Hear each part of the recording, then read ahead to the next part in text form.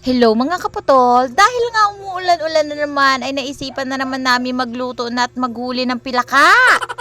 Sa mga nakakaalam nga po pala ay palakang tutit nga po pala o palakang bukid ang tawag dito sa amin sa Mindoro.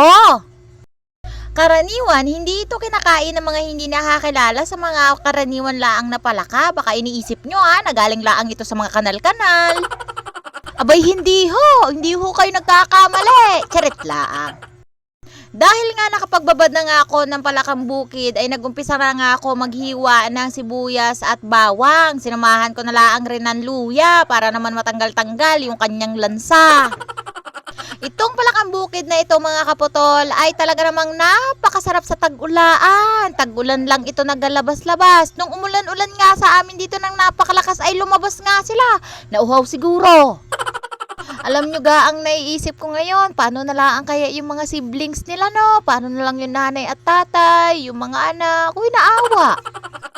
Yung nauhaw lang sila nung gabi dahil gusto nilang uminom kasi malakas yung ulan, tapos hinuli ng Tagalog at tao. Sayang naman yung mga pangarap ng mga palakang ito, huy, nag-alala. Karaniwang luto nga ho pala mga kaputol sa palakang bukid ay adobo, ginataan, tapos tinola. Aywan ko lang din po sa iba kung ano-ano din po yung mga karaniwang ginagawa nila dito sa may palakang bukid. Minsan pinapride nila. Abay tudo nga talaga mga kaputol, sobrang sarap po nito talaga. Nag-umpisa na nga akong maggisa ng sibuyas, bawang at luya na aking ginayat-gayat kanina. Inihanda ko na rin talaga ito para nga sinabay-sabay ko na laang. Tapos inantay ko laang na mag-brownish itong mga kaputol para maigisa na natin itong palakang bukid. Abay, mapaparami na naman talaga ito ng kain.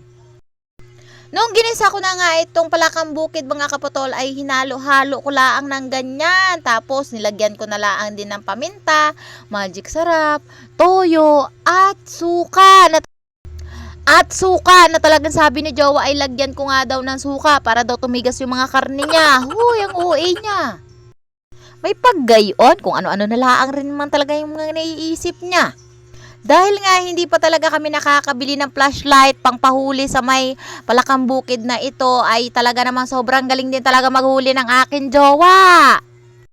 Kaya naman naisip na din talaga namin na mag-provide na rin talaga ng flashlight para naman hindi na kami bumibili. Hindi ko na lang din talaga na-shot yung talaga pagkuha at pagkayod ng nyog mga kaputol dahil nga sobrang nagmamadali na si Jowa at gutom na daw siya. Huy, sira na naman ang diet. Kaya naman, tapos na nga ginasa at kumulo na nga siya sa pagkakaluto ng kanyang palakang bukid ay nilagay ko na rin ang aring ginataan. Tapos, nga ilang minuto nga, after 3 years nga mga kaputol, ay kumain na rin laang kami. Sobrang sarap ho talaga niyan kapag lalo na kapag maanghang-anghang din talaga ay siya naman mapapadami ka talaga ng kain.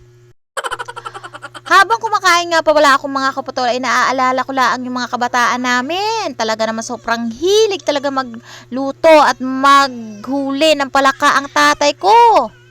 Naiiyak din talaga ako mga kaputol kanina kasi habang kumakain ako ay parang matulo-tuloan luha ko sa sarap. Huy, hindi sa lungkot.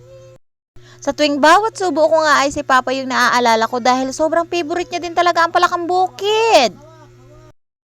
Dito din talaga siguro ako pinaglihi ng nanay at tatay ko. Huy! Sobrang hilig din talaga manghuli ng tatay ko noon nung nabubuhay pa siya mga kaputol kasi nga tuwing tag-ulan talaga ay nangingilaw siya. Naaalala ko pa dati mga kaputol talagang may laganan siya ng kulay tray tapos yung parang kaing na nakakbit niya lang sa kanyang likod na parang bag. Tapos syempre mga oldies dudies ang gamit niya pa ay kulman, pang ilaw. Wala pa, hindi pa uso ang mga flashlight noon. Nagkaroon man ng uso pero yung flashlight namin noon ay di battery. Yung 3 everyday man na malalaki na 1 linggo lang ay pundi. Tapos pagkatapos nun ay bili na naman. Uy, pagkagastos-gastos talaga sa everydayng battery na yon. At hanggang dito na nga lang mga kaputol ang aking vlog ay sana ay nag-enjoy kayo at nabusog din kayo at natakam. Huy, nagpainggit. I love you Mama Chup Chup.